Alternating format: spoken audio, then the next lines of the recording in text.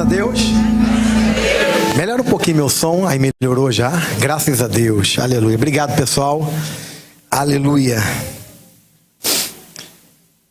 Quero compartilhar com vocês um texto que está na carta aos Hebreus, capítulo 11. Hebreus, capítulo 11. E nós vamos ler alguns versículos.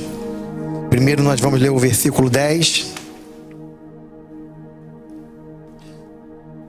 Hebreus 11.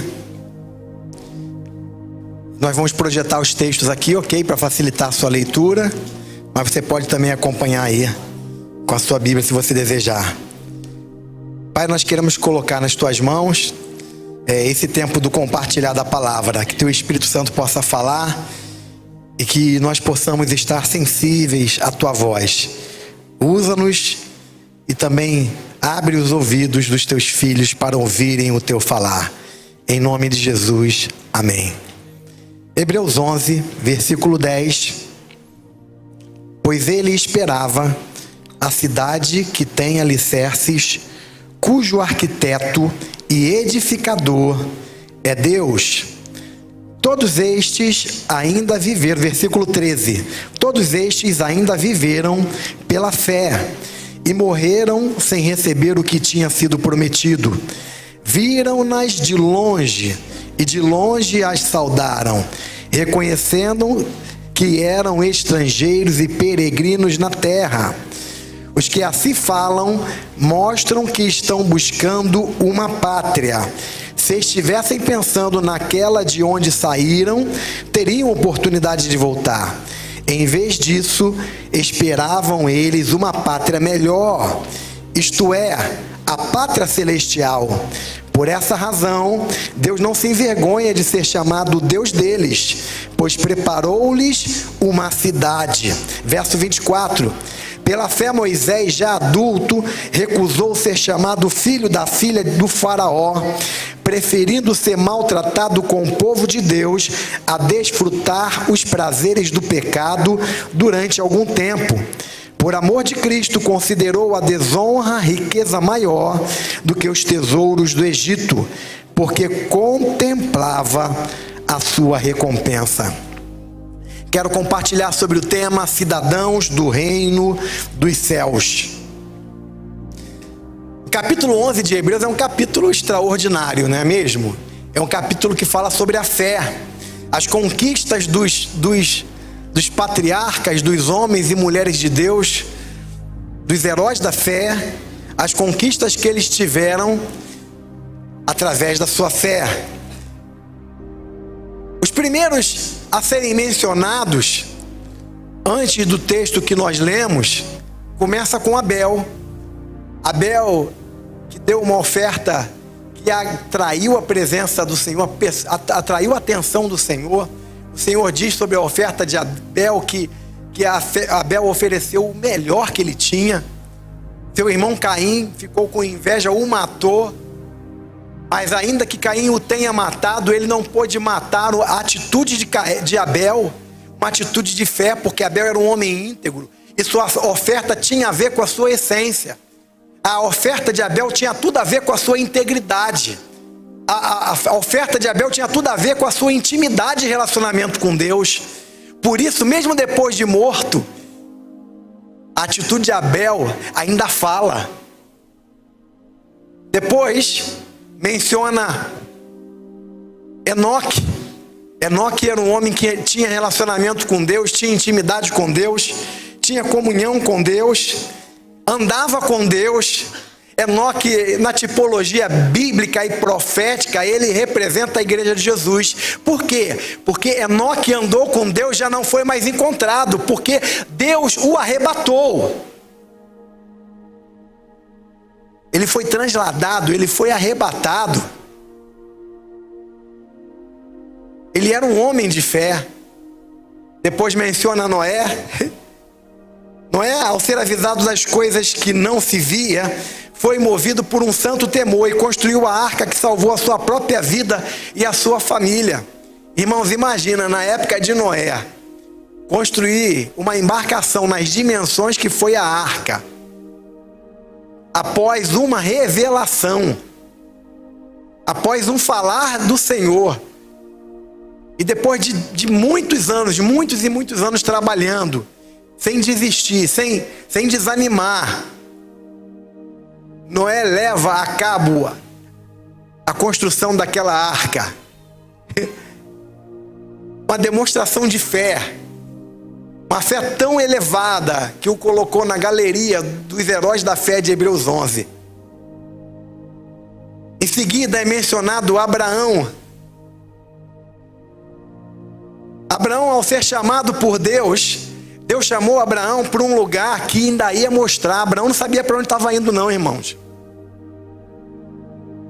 Parece hoje, lendo a Bíblia, parece que as coisas são mais simples. Mas tu imagina naquela época, que não tinha avião, não tinha carro, não tinha ônibus.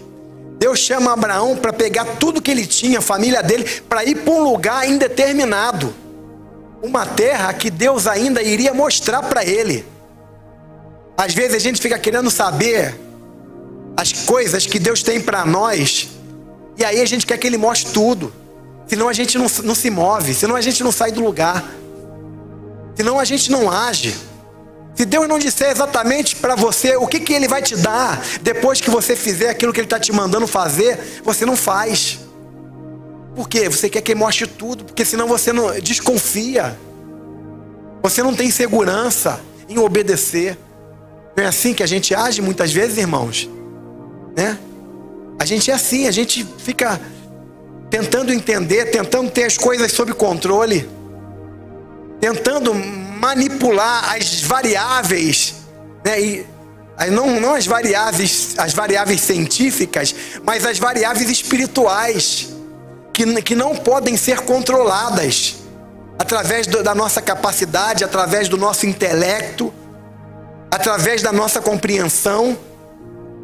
Não se entende coisas espirituais de forma natural. As coisas de Deus só podem ser discernidas de forma espiritual. Por isso as pessoas lá fora, elas não entendem. Elas não entendem porque você entrega o dízimo na igreja. Eles não entendem isso. Porque eles não entendem coisas espirituais. Eles não entendem que o nosso foco não é o mesmo foco deles. Os nossos princípios não são os mesmos princípios deles. Eles não entendem. Eles não entendem a loucura da mensagem da cruz, a mensagem do evangelho, que é loucura para os que perecem, mas para nós é poder de Deus. Eles não entendem, irmãos. Eles não entendem o nosso posicionamento. Por que nós nos posicionamos contra? Mesmo quando existe um sistema poderoso deste mundo tentando esmagar a todos aqueles que se opõem, e mesmo assim nós insistimos, não, nós somos contra. Os nossos valores são diferentes. A nossa fé é a fé na palavra de Deus, que é imutável. Nós cremos num Deus que é único. Nós não cremos que cada um pode acreditar no Deus que eles quiserem acreditar, que no final vai ser todo mundo salvo. Não, nós não acreditamos nisso. Cada um pode acreditar no que quiser? Pode. Cada um pode professar a fé que quiser, professar? Pode. Mas o resultado não vai ser o resultado que está na palavra a respeito da salvação.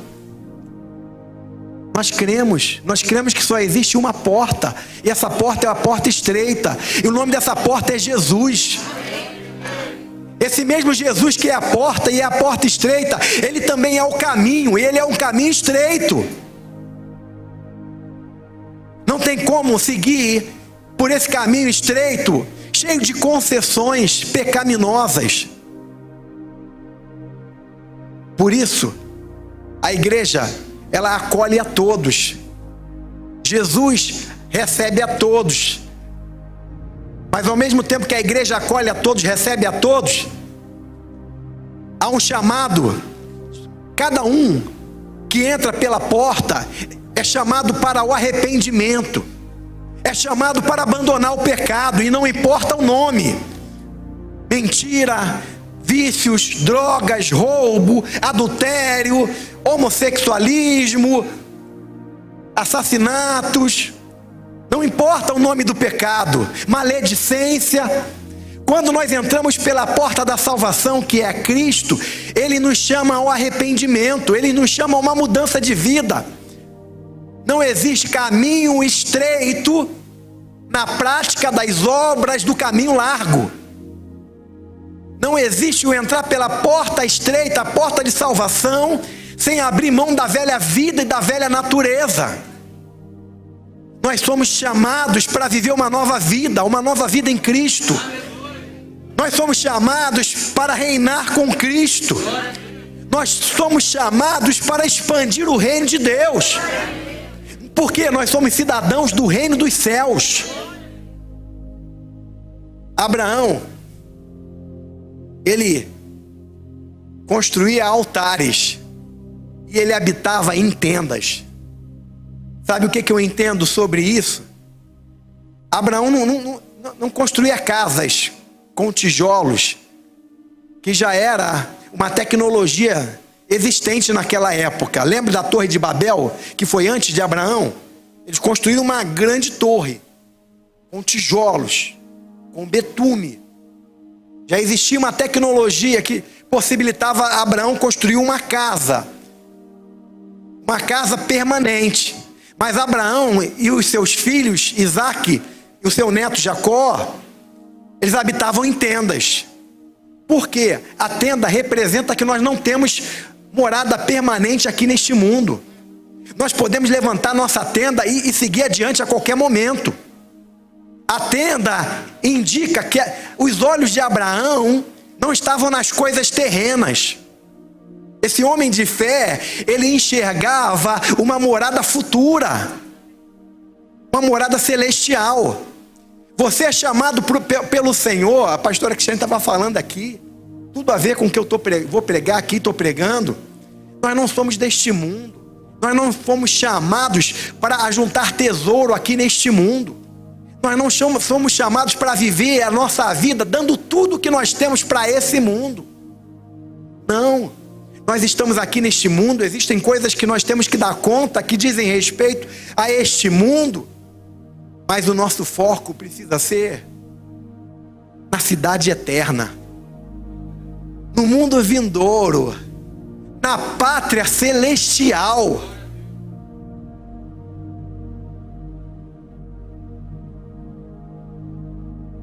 Abraão, ele esperava a cidade que tem alicerce, cujo arquiteto e edificador é Deus. É essa cidade que eu e você precisamos esperar, irmãos. Você precisa esperar na cidade que o arquiteto e edificador é Deus.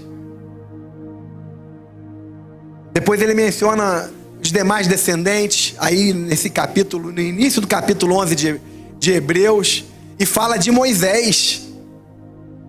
É muito forte a revelação trazida no texto que lemos, em uma época que Cristo ainda não tinha vindo. O escritor de Hebreus, ele menciona de forma assim muito clara, falando sobre Moisés, ele diz: por amor de Cristo, considerou a desonra riqueza maior do que os tesouros do Egito, porque contemplava a sua recompensa. Olha só que extraordinário. Moisés, ele era rico, ele era um príncipe no Egito. Moisés tinha tudo. A maior nação daquela época, da época de Moisés, era o Egito. E ele era um príncipe no Egito. Ele morava no palácio, ele tinha tudo que uma pessoa poderia querer ter. Ele desfrutava, ele tinha, enquanto os hebreus viviam debaixo do jugo da escravidão, Moisés tinha de tudo do bom e do melhor. Ele tinha a melhor comida, a melhor fruta, as melhores iguarias. Ele poderia ter as mulheres que ele quisesse. Ele tinha tudo. Ele era filho da filha de Faraó. Mas Moisés, ele entendeu algo que eu e você precisamos entender. Precisamos discernir que as coisas deste mundo, as coisas desta vida breve, momentânea, passageira, não se comparam com a glória que está revelada para nós. A glória que está reservada para mim e para você. Não há nada neste mundo, não há riqueza, não há prazer, não há nada que se possa obter neste mundo que possa se comparar com aquilo que está reservado para nós. Tal atitude de Moisés ainda hoje nos ensina que devemos amar e priorizar aquilo que possui valor eterno. Precisamos amar e priorizar aquilo que possui valor eterno. Jesus falou na época dele, ele falou, olha, a obra é muito grande, mas os trabalhadores são poucos. Na época de Jesus já era assim, e hoje continua sendo assim. A obra é grande, a seara é grande, mas poucos são os trabalhadores. À medida que o tempo passa, vão surgindo crentes dizendo o seguinte, não, eu estou dando um tempo agora com a obra de Deus, eu já trabalhei muito, mas agora vou tirar um ano sabático. Vai tirar um ano sabático. Não estou trabalhando mais não. Eu estou chegando aqui na igreja agora, pastor, mas eu estou aqui só para... ralei muito, me decepcionei no passado. Tem gente que já está decepcionado com o passado há 10 anos aqui na igreja. O cara está há 10 anos na igreja, continua decepcionado com o passado e não trabalha. Tem gente que lá fora no trabalho o cara é um leão.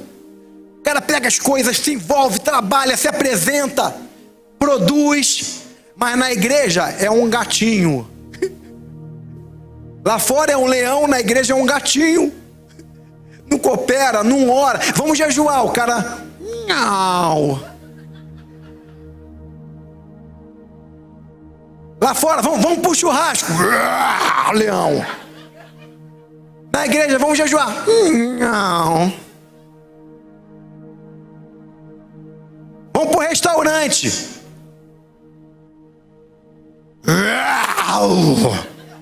Vamos ofertar. Não. Irmãos, se todo mundo aqui ofertasse o valor que paga no restaurante, a igreja ia poder fazer muita coisa. Os projetos que já estão na fila aguardando iam ser todos desencadeados. Nós precisamos entender que o nosso chamado é para cooperar com o reino. Nós precisamos entender que nós somos cidadãos do reino dos céus. Você não é brasileiro. Você pode ser brasileiro também, mas a sua cidadania principal é a do reino dos céus. Você está entendendo isso? Em Mateus 6,19 até o 21, mencionado esse texto pela Cristiane: não acumule para vocês tesouros na terra, onde a traça e a ferrugem destrói, onde os ladrões arrombam e furtam. Quem é que está falando isso, irmãos? É Jesus. É Jesus. Não acumulem para vocês. Jesus está dando um conselho. Olha, não acumulem para vocês tesouro na terra. Você acha que naquela época era diferente de hoje? As pessoas hoje estão preocupadas em adquirir coisas, em construir coisas aqui na terra. Tu acha que naquela época era diferente? Era a mesma coisa. Só muda a época. Os mesmos problemas que tinham na época de Jesus são os problemas que tem hoje. De vez em quando aparece aí um iluminado e fala: eu agora não quero mais saber de congregar em igreja nenhuma, porque a igreja se perdeu, a igreja não é mais a igreja como era a igreja primitiva, porque a igreja hoje... Não leu a Bíblia não, meu irmão?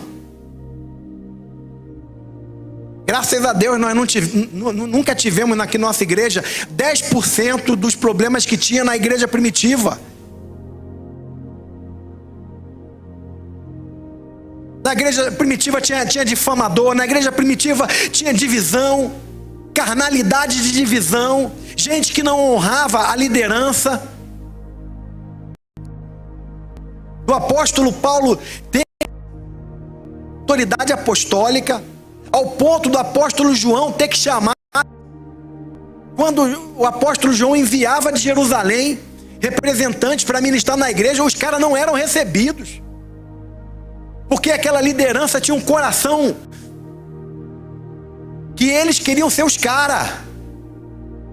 Tinham falsos mestres, tinham pecados de imoralidade na igreja, tinha tudo que nós temos hoje, tinha na igreja primitiva. Mas na igreja primitiva também tinha a operação do Espírito Santo. E graças a Deus nós temos hoje a operação do Espírito Santo. A igreja primitiva era chamada de a noiva do Cordeiro, e nós continuamos sendo a noiva do Cordeiro. A igreja primitiva almejou em ver o dia do Senhor, não viram. Mas nós temos a grande chance de ser a igreja que vai ser arrebatada, e nós não vamos provar a morte. Nós temos uma grande chance. Os indicativos proféticos apontam para uma volta muito breve de Jesus. E Jesus está fazendo uma obra muito grande. Até o Batman se converteu. Brincadeira, irmão. Ele vem com a camisa do Batman só para eu mexer com ele. A igreja não faz acepção de pessoas. Tem até gente com camisa do Flamengo, do Fluminense aqui. Eu quero ver se tem um corajoso aí com camisa do Vasco, meu irmão. Só toma pancada. Não acumulem para vocês tesouro na terra, onde a traça e a ferrugem destrói, onde os ladrões arrombam e furtam. Esse já era um problema antigo e continua sendo um problema hoje. As pessoas continuam insistindo em investir no lugar errado. Mas acumulem para vocês tesouro no céu, onde a traça e a ferrugem não destroem, onde os ladrões não arrombam nem furtam, pois onde estiver o seu tesouro, aí também estará o seu coração. Onde está o seu coração? Onde está o seu coração? Se o teu coração está no dinheiro, o dinheiro é o Senhor da sua vida.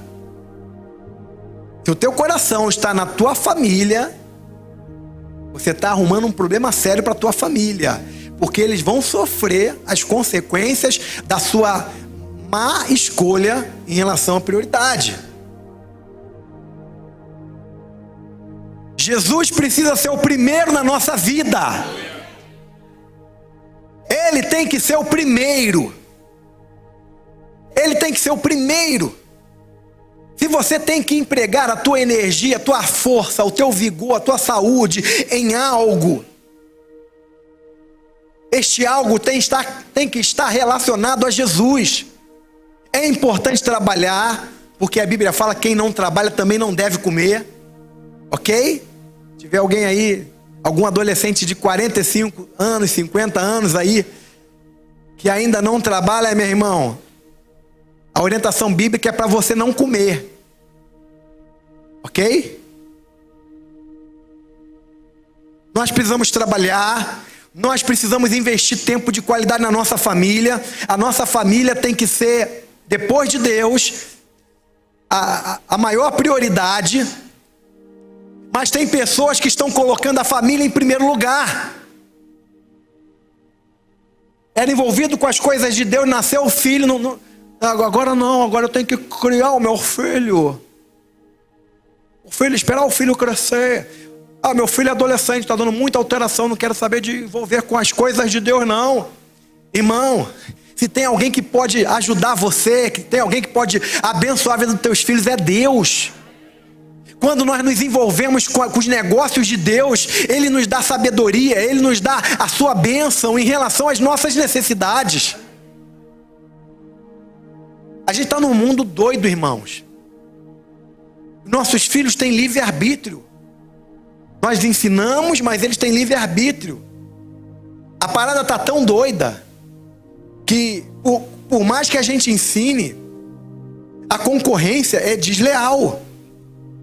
É Hollywood, é a escola, é o material didático, é todos os meios de comunicação, é a grande mídia, tudo contra os ensinamentos da palavra. É uma covardia muito grande. A única pessoa que pode garantir que a semente que você está plantando na vida do teu filho vai germinar, vai frutificar, é Jesus. É pela graça de Jesus que nós vamos ter a bênção de ver os nossos filhos andando na presença de Deus, andando nos caminhos do Senhor, amando a palavra de Deus. É pela graça dele.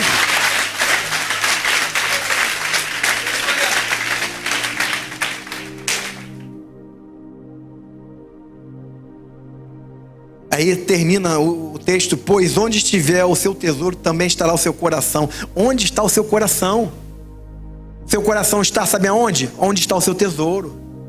Sabe por que você não se envolve mais com as coisas de Deus? Porque o teu coração não está aqui. O teu coração até tem alguma coisinha aqui, por isso você faz alguma coisinha. Mas o teu coração está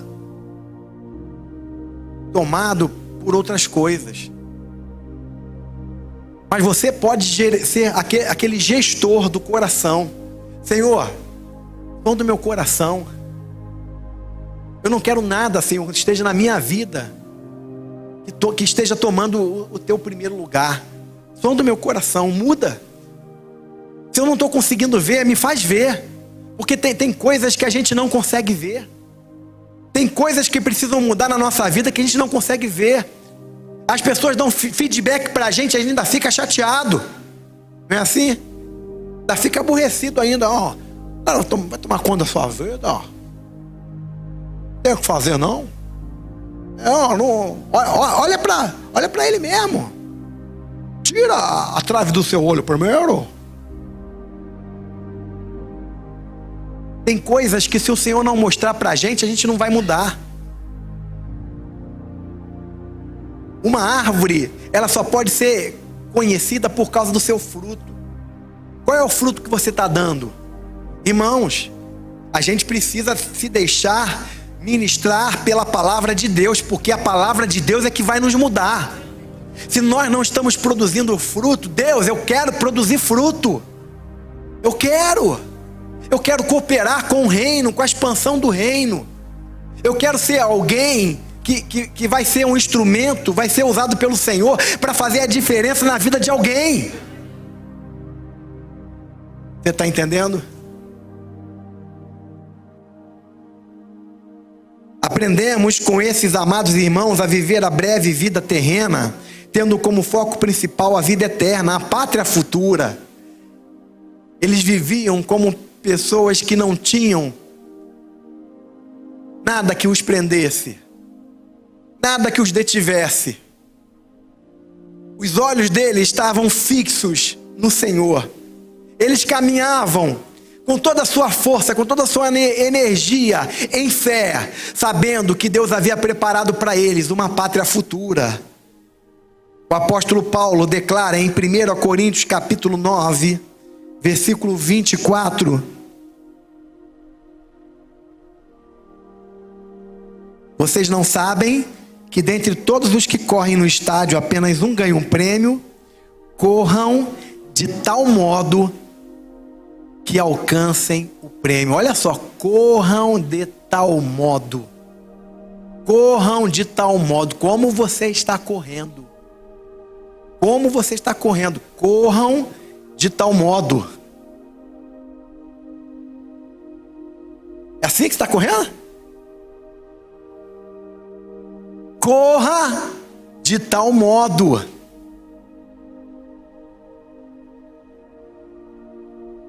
Corra de tal modo que alcancem o prêmio. Corram de tal modo que vocês possam estar se certificando que vocês vão alcançar o prêmio. Corra de tal modo que alcance. A Bíblia, ela não se contradiz nunca. Um texto como esse, ele não vai contra a doutrina da salvação pela graça e pela fé, ok? Um texto como esse, ele indica que dentro daquilo que nós podemos fazer para não abrirmos mão do nosso caminhar, do nosso prosseguir em fé até a nossa pátria celestial, a nossa parte de envolvimento, a nossa parte de compromisso, isso não está atrelado ao perdão e à salvação que Cristo já garantiu para nós, mas o envolvimento, a dedicação, a doação, o posicionamento, ele deve ser de tal modo que com o passar do tempo, nós não venhamos a ficar pelo caminho. Você está entendendo? Sabe por quê? Porque a salvação não se perde. Eu vou repetir para você entender. Salvação não se perde. Entretanto, a pessoa pode tomar a decisão de mudar de caminho. Eu vou repetir. Salvação não se perde, mas a pessoa pode tomar a decisão de mudar de caminho. E isso pode acontecer mesmo congregando. A pessoa está congregando, mas a sua vida é uma vida que faz aquilo que Deus reprova. O seu coração já não está mais com o Senhor. Já não existe mais fruto de relacionamento, de intimidade, de comunhão. Isso pode acontecer. É por isso que Paulo chama a atenção de cada um de nós. Ele chama a atenção para que a gente não dê bobeira. A gente precisa estar atento, a gente precisa estar ligado, igreja. A gente precisa correr de tal maneira que a gente alcance.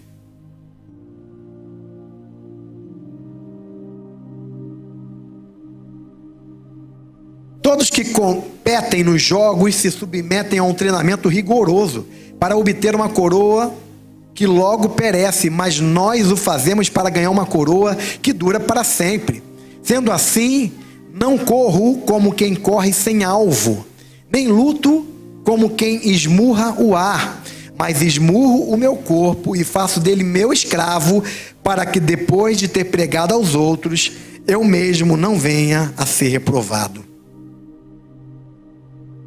Essa consciência de que nós não podemos esmorecer, que nós precisamos dar o melhor de nós em prol do reino de Deus, é a consciência de alguém que sabe que está correndo uma corrida, uma maratona. Paulo está ali usando o exemplo de uma maratona. Numa maratona muitas pessoas correm, mas só o primeiro, aquele que chega em primeiro lugar é que ganha o prêmio. Na nossa corrida, querido, na nossa corrida espiritual, todos aqueles que atravessam a linha de chegada ganham o prêmio. Só quem não ganha o prêmio é quem não chega até o final. Você está entendendo? Eu estou com luta, mas eu vou até o final. Eu tenho uma tentação que me persegue, mas eu vou até o final. Tentação não é pecado. Pecado é ceder à tentação. Ok? Amém? Pastor Abe Ubi já diz, é melhor você confessar tentação do que confessar pecado. Estou sendo tentado. Tem um rapaz bonitão do meu colégio que está querendo sair comigo, namorar. Ele nem é crente. Isso é tentação. Pede ajuda, meu irmão. Que isso é laço. Chuta que é laço. Não é mesmo? Então, irmãos, a gente precisa ter esse entendimento. Após a nossa conversão, precisamos aprender a crescer e a desenvolver essa nossa fé.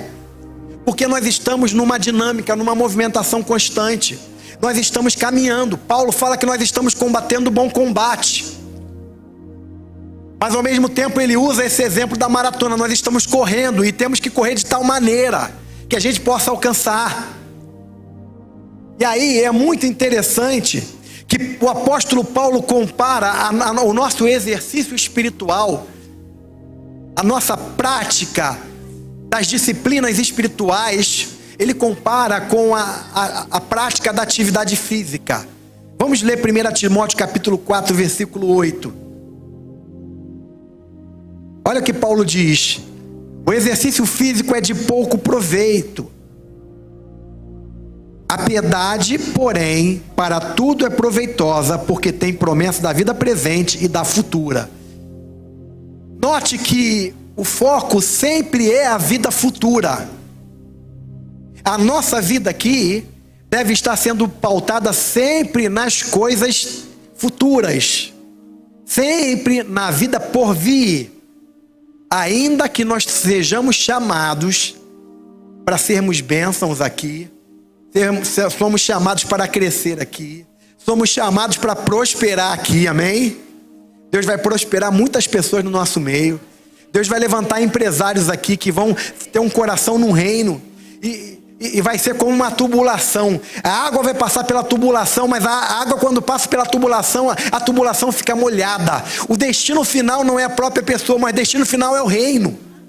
Ainda que a pessoa seja muito abençoada, Deus vai levantar pessoas assim, com coração assim. E quando Deus encontrar empresários assim, Ele vai derramar as suas bênçãos e a sua prosperidade num nível não compreensível. A pessoa não vai entender o que Deus está fazendo.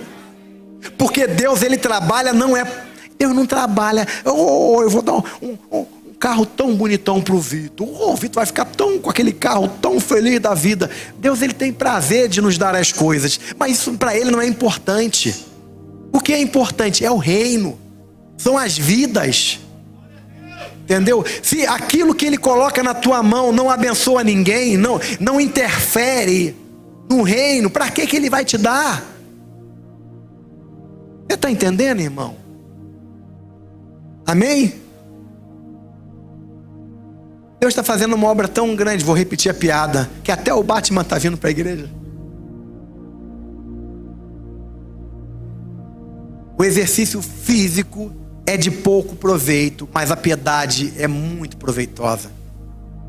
E é interessante que essa necessidade de crescer, de se desenvolver, é uma necessidade para quem nasce de novo. Quando você vai para uma academia, Paulo faz essa comparação e é muito interessante, é muito própria. Você vai para uma academia, quando você chega na academia, né? Você chega na academia lá, aí lá o personal, ele te passa ali aquela série que você vai ter que malhar. Aí tem aqueles aparelhos lá, cada nome, um mais complicado, que você olha para aquele, que bodega é isso, meu irmão? Aí você vai lá, chama o cara, aí o cara vai te leva lá no aparelho, aí te mostra como você vai fazer, a quantidade de repetição, vê o peso que você vai começar usando. Ele vai te mostrando um por um. Na primeira semana, você tem um monte de dúvida. Toda hora você vai lá e pergunta, eu não lembro qual é esse aqui. Aí o camarada fala, isso aqui Aí você vai lá, te mostra de novo e tal. Aí você faz, aí tá fazendo errado. Aí ele corrige, aí você vai melhorando. Passa algumas semanas, tu já faz aquilo tudo sozinho. Tu não precisa nem olhar mais aquele papel ou o aplicativo do celular. Tu já vai direto no aparelho ali, porque você já pegou uma dinâmica, né? E você já chega ali, já sabe quantos quilos, você vai exercita, e você começa a malhar. Aí daqui a pouco, você começa a malhar, daqui a pouco chega lá na frente do espelho.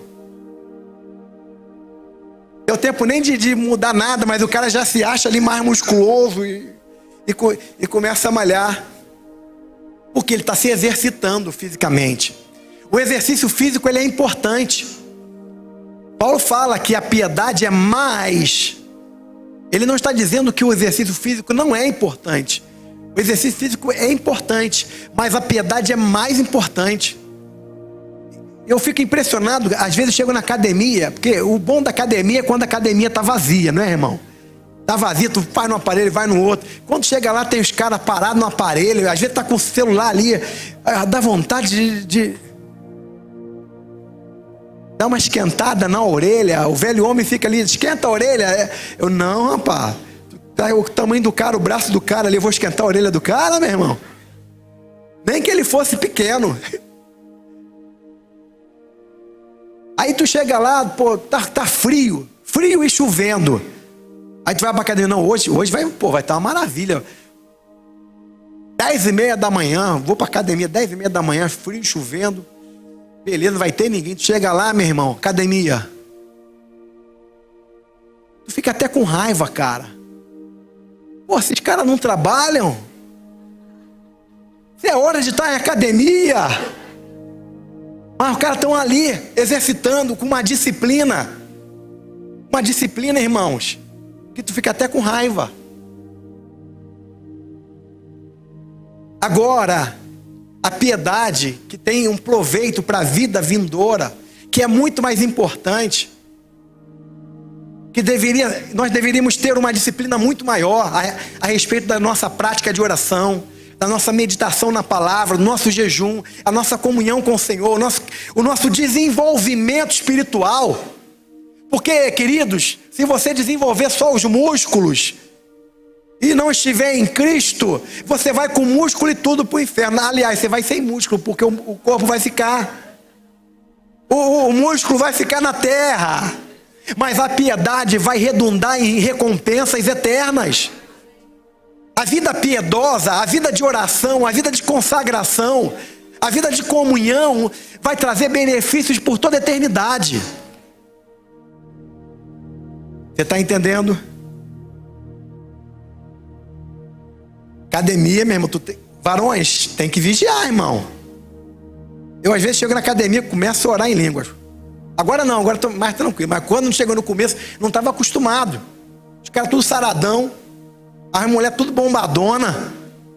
Aí tu tá lá malhando, daqui a pouco lá sangue de Jesus tem poder. Aí começa em língua lá, eu não estou brincando. E pau. Aí eu, Senhor, eu quero teu reino aqui nessa academia, Senhor. Abençoa, papai. Tá orando. Agora não, agora já tô acostumado, nem ligo mais. Mas no começo eu orava, meu irmão. Tá pensando o quê? Orava. A vida cristã ou a piedade é comparada ao exercício físico, só que mais importante. Por que então será que há tantas dificuldades de aprender coisas básicas que já foram ensinadas e reensinadas? Eu falei, tu chega na academia, o cara passa a série para você, e alguns dias você já sabe a série de cabeça. Você só vai precisar do personal de novo quando você mudar de série. O cara entra para a igreja e começa a ser ensinado, mas está sempre precisando ser ensinado. Não avança, não evolui, não consegue ter discernimento de coisas que já deveria ter por causa do tempo que passou. Por que isso acontece? Falta do exercício da piedade, falta das disciplinas que levam ao crescimento, que levam ao desenvolvimento espiritual, que faz com que você tenha uma compreensão melhor da palavra. Ao ler a palavra não é apenas uma letra morta, com uma história, com um relato, mas a palavra ela passa a ter viva e Deus fala contigo. A principal maneira que Deus fala comigo e com você e com qualquer pessoa é através da palavra. Todas as vezes que lemos a palavra, 100% das vezes é Deus falando conosco. De 1000 a cada 1000 vezes que você lê a palavra, Deus fala com você. Quando alguém dá uma palavra de revelação, pode ser Deus e pode não ser Deus. Pode ser carne, pode ser Deus, pode ser o capeta, né? De vez em quando tem os sonhos de capeta aí, meu irmão. Misericórdia. Pode ser Deus, pode não ser Deus. Mas quando você lê a palavra, 100% das vezes é Deus falando. É Deus falando comigo, é Deus falando contigo. E aí você começa a ter os seus olhos abertos para a palavra, não para a letra, mas para a vida que está por trás da letra. Porque a letra, somente a letra mata. Por isso tem tanta gente catedrática, muito mais conhecedor do que todos nós juntos, mas que não tem um mínimo de vida com Deus. Não experimenta, sabe, essa presença tremenda, maravilhosa, que é a presença do Espírito Santo, que é a presença de Jesus, que só pode ser usufruída através do relacionamento, através do contato com a vida da palavra, não com a letra da palavra, com a vida da palavra. Vocês estão aí?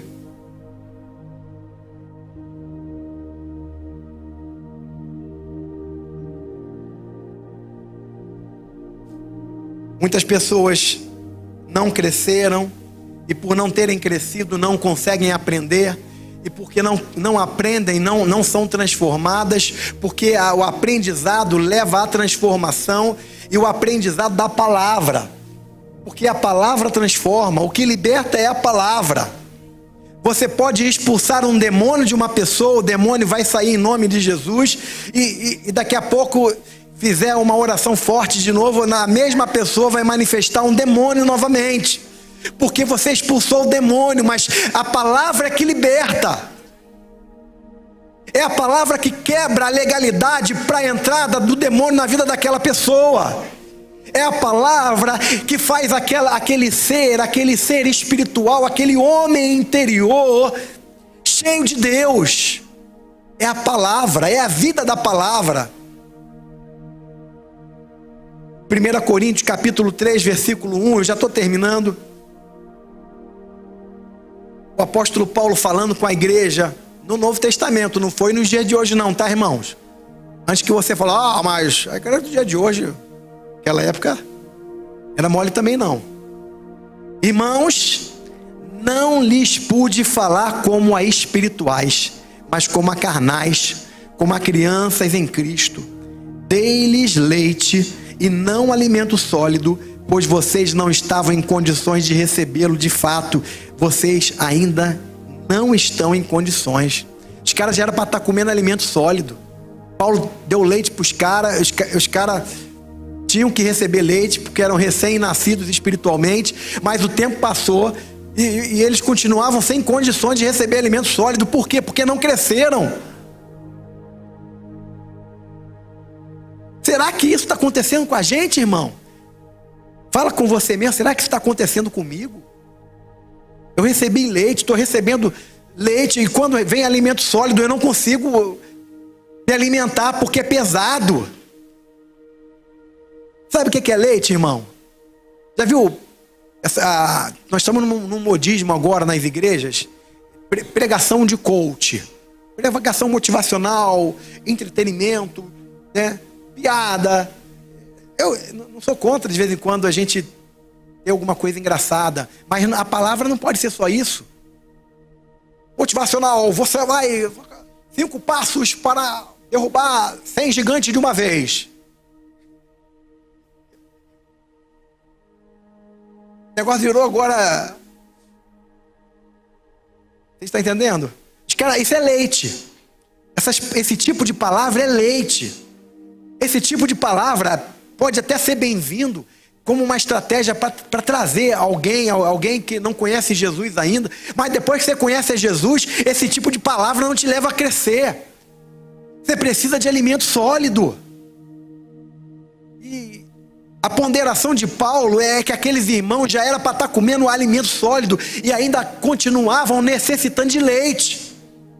Porque se receber uma palavra um pouco mais forte, o cara não aguenta. Vou ficar nessa igreja não. Eu vou lá para uma outra igreja lá. Os caras estão virando cambalhota no culto. E pulando. Pode pular também, irmão. Pode virar cambalhota também, não tem problema.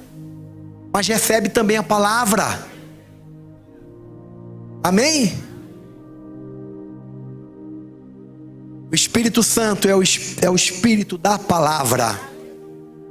A palavra só tem poder por causa do Espírito da palavra. O Espírito da palavra é o próprio Cristo. É o alimento da palavra que entra em nós e começa a fazer mudança na nossa vida. Se nós ainda não crescemos é porque está faltando a palavra. A palavra nos trabalhar, a palavra nos transformar. Está faltando alimento sólido.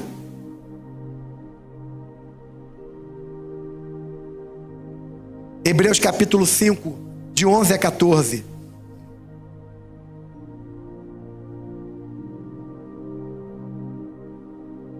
quanto a isso, temos muito o que dizer, coisas difíceis de explicar, porque vocês se tornaram lentos para aprender. De fato, embora a esta altura já devessem ser mestres, vocês precisam de alguém que lhes ensine novamente. Olha só que forte, irmão. A essa altura, embora vocês já devessem ser mestres, vocês precisam de alguém que lhes ensine novamente os princípios elementares da palavra de Deus. Estão precisando de leite e não de alimento sólido. Eu fico impressionado quando às vezes eu me deparo com situações na igreja, com pessoas que às vezes a gente até equivocadamente julga que já é uma pessoa que lida bem com alimento sólido. E aí a gente descobre que essa pessoa não cresceu, ainda não compreende pontos fundamentais da nossa fé, ainda não compreende ainda a doutrina do dízimo, ainda está com conflito, com dúvida, ainda não entende a doutrina do casamento misto ou do jugo desigual, ainda tem dúvida, ainda não compreende por que Cristo precisou morrer para nos salvar, porque não são as nossas obras que nos salvam, porque a nossa salvação se dá tão somente pelos méritos de Cristo. Não é a minha oração, não é o meu jejum, não é o que eu consigo fazer de certo que vai me salvar, mas é o que Cristo fez por mim na cruz do Calvário. Ele fez aquilo que era necessário para salvar a mim e a você. Ele pagou o preço pela nossa salvação. E quando ele terminou o que ele tinha feito, ele disse: Tetelestai, está consumado. Tudo foi concluído.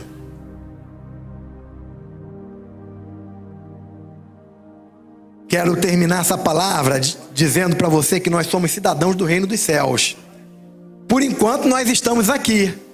Amém? Vamos ficar aqui mais um tempinho. Espero que não seja muito tempo.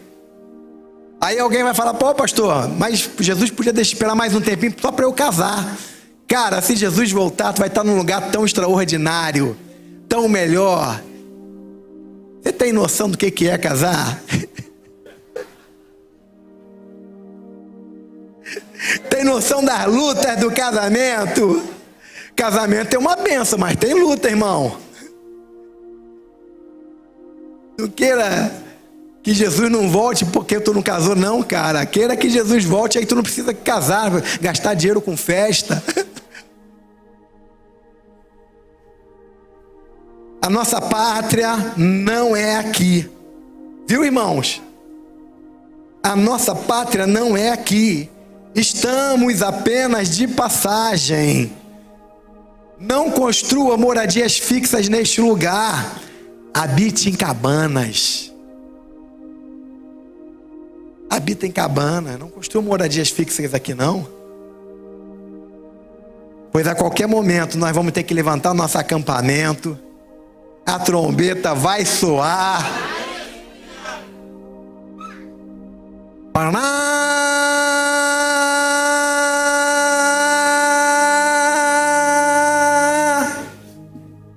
Meu irmão, quando a trombeta soar, meu irmão, eu vou subir, meu irmão. Sabe por que eu sei disso? Porque Jesus pagou o preço pelo meu pecado.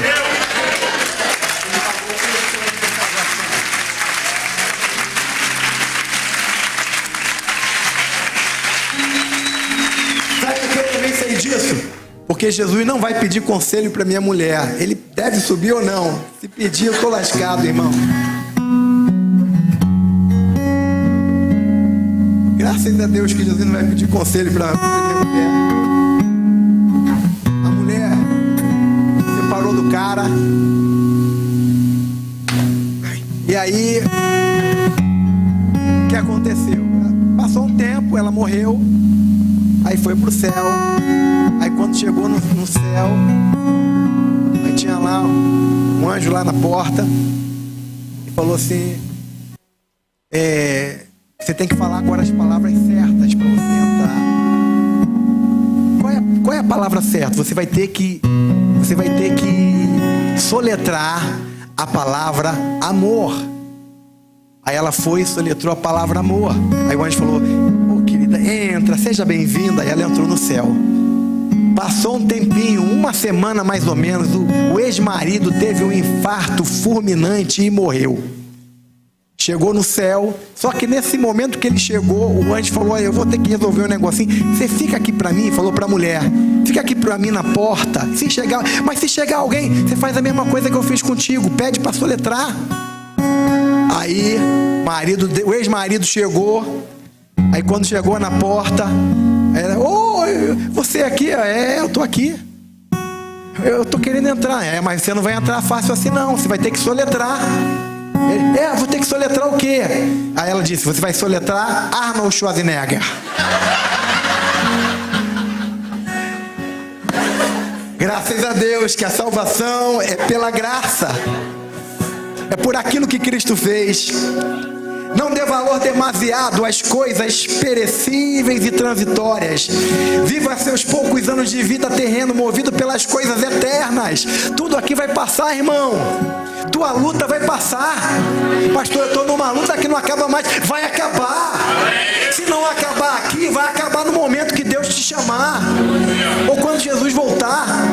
Mas as lutas vão acabar. O choro vai terminar.